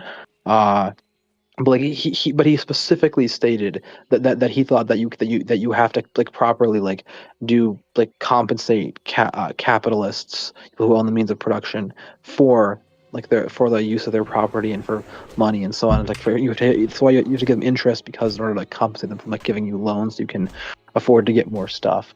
So like he wasn't necessarily thinking it's like it's like from what I can tell, he didn't think it was like intrinsically wrong. He just thought like, you know, employer-employee relations were just like undesirable, and he thought that the economy would kind of like eliminate if the government stopped like, you know, having like certain unjust laws. And look and say, yeah, he was kind of like SEK or Samuel Edward Kunkin. Not familiar with them. He's an agorist. He was a creator of an agorism, and in fact, on my YouTube channel, I uploaded an Agorist primer, the audiobook on it using AI. I haven't gotten to reading it, but yeah, like it's good. Like, yeah, they're not. But yeah, he's not like a person who's like advocating for like, you know, like forcibly seizing the means of production. Like like in terms of like prescriptions about society, like an ANCAP and you know, someone who held Spooner's views would have like very similar ideas about like, you know, how what the law should be, and they just would think the outcome of that would be different, and what would be favorable would be a little different. But like they wouldn't like, there wouldn't be any, there's not like a real, what I can tell is that from what I've read, a moral disagreement outside of intellectual property, where Spooner wanted to make copyright laws even worse than they are today, and a lot even more worse than they were in his time, because he thought copyright should be perpetual. Sheesh. That it should apply to like forever, generations onto forever. A horrible idea. But he had a whole article called "The Law of Intellectual Property." That's not good. Yeah, it's not a good position. But like, but in general, his like outside of that issue and stuff, he was pretty. He would have he's basically an ANCAP. Like if you show someone his arguments, they will call him an ANCAP. That is the normal thing. I mean, obviously, no treason is like. Actually, in many respects, the more offensive aspect to a lot of people of No Treason is his view on the Confederacy. That one is obviously like very controversial. He supported some secession, but but not and abolition at the same time. Yeah, I mean, people didn't necessarily like if you hadn't read his work on abolition, like we talked about, like he wrote an essay called "To the Non-Slaveholders of the South," where he advocated they use like violence to help free the slaves, and said that slaves can like basically take the quote unquote property of their owners and like give them to like non-slave holding whites who help them overthrow their so-called owners, because the owners don't legitimately own it. So he was a pretty, like, he was more radical than like your William Lloyd Garrison types. He was extremely opposed to it. He hated it vehemently. He wrote an essay where he tried to reinterpret the Constitution as an anti-slavery document to like allow abolitionists to stop like saying that because the Constitution sanctions that we can't even vote, and therefore hopefully actually get some stuff done. I think Spooner actually believed what he was saying, but like, which is definitely not helpful to his credibility. But like, it was, I guess he didn't claim that like the founding fathers had intentions that were good. He actually in some cases stated that one was probably not their goals. But like, he tried to argue the legal meaning of the text basically was consistent with abolition, because he had a whole like complicated legal framework that was interesting. It's interesting to read, but it's like just still like not great in terms of like intellectual merits. But yeah, like but it was still like as a matter of like practical function, it was great. It influenced Frederick Douglass. Douglass cited him specifically. He was a big figure. That's actually what he was known for most in his time. for his influence on the abolitionist movement. But No Treason, as you are well aware, it beautiful book. like if you just read that, if you just read No Treason, you'd think Spooner was like and you didn't know who he was, you would think he's like basically at least a very much simple, like somewhat not exactly. Let's see.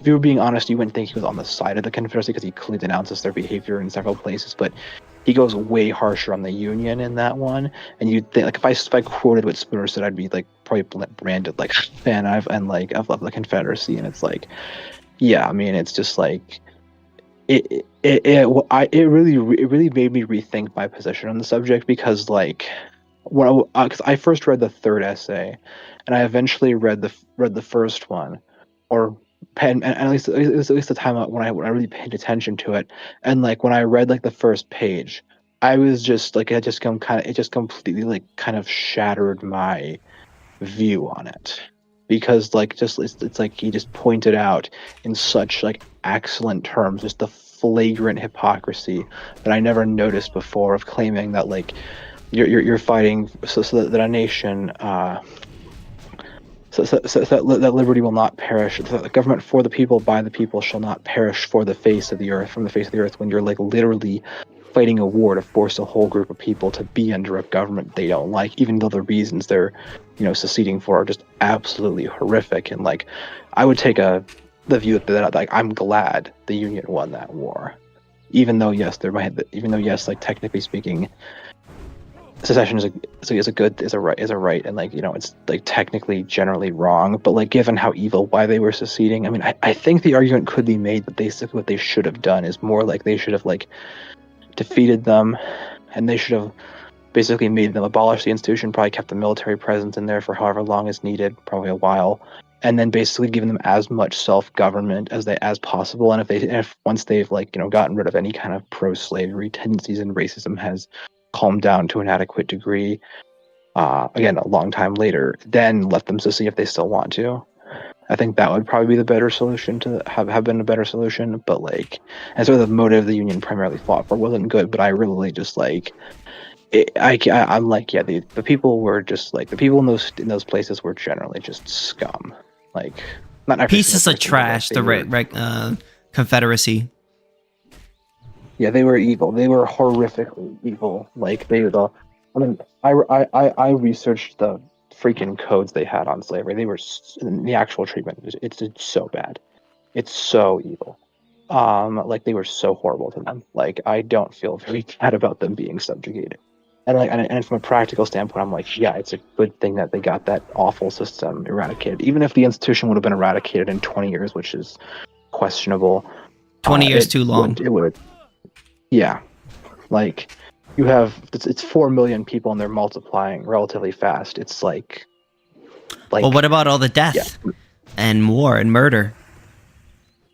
You have about 1 million people who died in the Civil War, so it's heavy cost.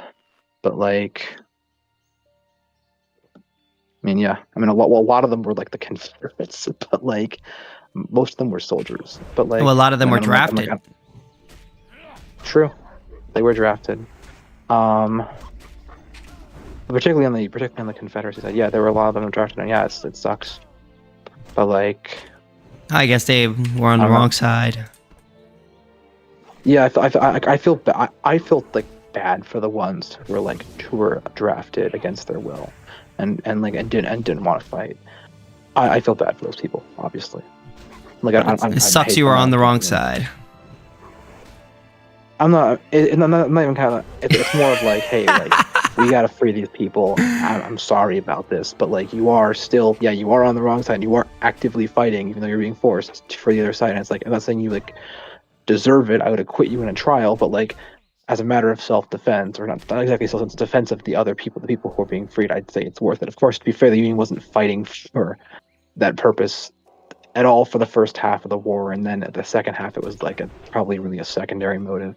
So like you could make the argument that like that wasn't really like good enough, but like I don't know, I guess it's just like it sucks to suck. Yeah, like I don't know, I'm not. It was a bad situation. I'm not gonna like worship Lincoln or anything, but like I'm also not gonna be like I mean, I used to hold a position that was very similar to like more similar to Spooner, but like it was sort of my mode, but I'm taking a somewhat more like hard line, like FU kind of attitude towards South, and I still had a pretty hard FU position, but like I always said they were the worst group, and obviously they are the worst group, but like I'm more like I guess like I'm more like, yeah, I should still be like very happy and more actively happy that they like got their butts kicked and like that the war was ended. And, yeah. I mean, I'm glad that they won, that the Union won as opposed to the Confederates. I can say that. Yeah, like secession is often like. But if we could have prevented war, I think that would have been better. Oh yeah, depending on what the cost of printing war would have been though. But if preventing war meant that like the slaves stay in there for another 50 years, I'd say that's even 20. I'd say yeah, no, it's not worth it. That is worth it. It's worth it to have the war and like it's not worth to have the slaves in that situation. It's worth it to end the war and like crush the institution. To be fair, the counter argument could be that after Reconstruction ended a few years after the Civil War, the South obviously couldn't go exactly back to what they had because the Constitution had been severely amended to like get rid of a lot of the stuff they wanted to do, but like they kind of recreated a lot of the old system and were just horrifically brutal. I mean, the 13th Amendment has an exception clause for the punishment for crime against enslaved people, and they would do so in very, very brutal ways. So they worked them to death in many cases. It was some of them. I think the death tolls in those work camps often were like, I think it was 30 to 60%. Like in the few years they'd be like sentenced to work. So yeah, it was really like awful. Some people argue that it was actually even worse in some respects. I don't know. I guess it overall got things in the direction it was supposed to, and I certainly didn't want the South to win. But I would agree with Spooner that I wouldn't call them traitors. I think it's actually a better position to say that like that the goal of preserving the Union wasn't enough to justify it, but the only justification was actually freeing the people who were enslaved. I think that position would actually be like if anything, a position that would be like the more anti-racist position than the position that I guess both were. I guess they'd be like. I think at least be equally anti-racist to hold the position than to hold that like both were adequate goals. But I think it would affirm like the sacrosanct nature of like that cause rather than the they're traitors like thing. And it's like I don't really think they're traitors, but like they fought for a really freaking evil cause, and like I don't know, but yeah, F the Confederacy and fuck those guys and Hamas. Yeah, like I'd also say fuck Hamas. Hamas is a terrible group. I mean, in some respects, ISIS. I would likely say that Hamas is worse. In some respects, worse than Israel, and not as in like what they're doing, as a matter of like what they stand for. Like the society they create is absolutely horrific, more than Israel's society is. If we just ignore, and both groups have horrifically violent, exterminationist or close to exterminationist attitudes towards the other. But Hamas is relatively powerless. They're not that much of a threat to Israel. Honestly, if the IDF had just been like properly careful, they could have prevented mostly October 7th. They've acknowledged that they screwed up. I'm not endorsing a conspiracy about what happened. I don't know about that, but like I know that they could have prevented it, most of it, at least. And it's tragic for the people who died, who were murdered, kidnapped, and that's even more tragic for the Palestinians who were mass murdered because of both Hamas and the Israeli government. As Papa says, I wish the pox on both of the leaders of both criminal gangs. And ISIS too, obviously. I honestly for ISIS, I don't think a bout of smallpox is an adequate punishment. I think a good strong surge of Ebola would be a more fitting punishment for them. The Black Plague. Rabies would be better. Rabies is like 99% lethal. There have been I think like 10 recorded survivings of it. Wow. But like yeah, there's probably been like more in history because like after all. but like there's only been 10 that have like actually. We have like it's not even 100% proven because we can't test for the virus until unless the person is unalive, and I don't know if you can test if they've recovered. But like, because you check the brain, you can't obviously do it when someone's alive. So yeah, rabies is a messed up disease. But yeah, I guess I'd wish that on the Israeli government and Hamas as well. Hate them. Yeah, me too. Curse them. Like, yeah. I'm not gonna hide it. I'm not gonna sugarcoat it here. Curse the U.S. government, people who are funding Congress and for the president, the last two presidents, for funding it as well. Yeah, screw them. Yeah, they are worse than serial killers. They are genociders. Yeah, they're horrifically evil people who, they've done terrible things, and yeah, there's just the pox on them as well. But I mean, obviously, I wouldn't want smallpox to come back in reality because smallpox coming back it's currently eradicated and only exists in labs as far as we know. It would cause a lot of problems. It has like a 1 out of 3 fatality rate, probably lower now because they have better technology. But like, yeah, I do not want it to come back. Especially all the anti-vaccine crap we have right now. We would not be able to eradicate it again. Not for a while. So let's not have that come back. Yeah, that would be good if we did not have that. Yes. So yeah, I don't actually want. It's just a freaking Shakespeare reference.